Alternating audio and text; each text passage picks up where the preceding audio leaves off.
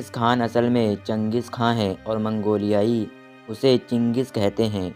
यह एक क्रूर लुटेरा था। इसने जितनी हत्याएं की हैं उसका हिसाब किताब लगाना मुश्किल है। आओ जानते हैं इस लुटेरे और हत्यारे के बारे में 10 मुख्य बातें।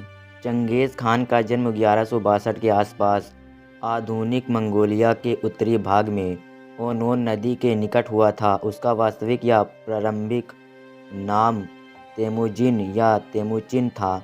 उसकी मृत्यु 18 अगस्त 1237 को हुई थी। उसके पिता का नाम येसुजेई था, जो कियात कबीले का मुखिया था। चंगेज़ खान की दाई हथेली पर पैदाइशी खूनी धब्बा था। उसके 3 सगे भाई व एक सगी बहन थी और 2 सौतेले भाई भी थे। 12 वर्ष की आयु में चंगेज़ की शादी बोरते के साथ कर दी गई थी, जिसका बाद में अपहरण हो गया था। अपनी पत्नी को छुड़ाने के लिए चंगेज़ को लड़ाइयाँ लड़नी पड़ी थी। उसने सभी कबीलों को अपनी तलवार के जोर पर अपने अधीन कर लिया और इसके बाद उसके मन में दुनिया विजय करने की क्रूर इच्छा जागृत हुई। इसके बाद मंगोलिया से लेकर यूरोप तथा एशिया के कई हिस्सों पर उसने आक्रमण किया तथा वहां अपना साम्राज्य स्थापित किया। चंगेज़ खान ने मंगोल कबीलों को एकजुट किया और एक बड़े इलाके पर शासन किया। उसके राज्य में आज का कोरिया, चीन, रूस, पूर्वी यूरोप, भारत के कुछ हिस्से और दक्षिण पूर्व एशिया आते थे।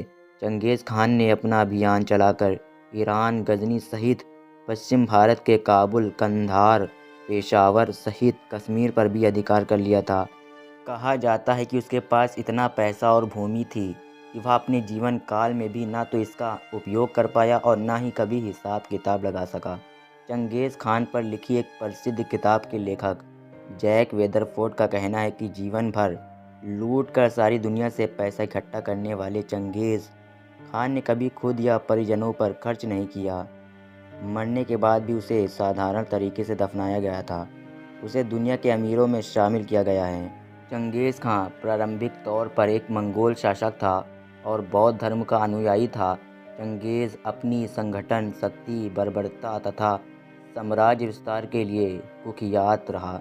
एक नए अनुसंधान के अनुसार इस क्रूर मंगोल योद्धा ने अपने हमलों में इस कदर लूटपाट की और खून खराबा किया कि एशिया में चीन, अफगानिस्तान सहित उज्बेकिस्तान, तिब्बत और बर्मा आदि देशों की बहुत बड़ी आबादी का सफाया हो गया था।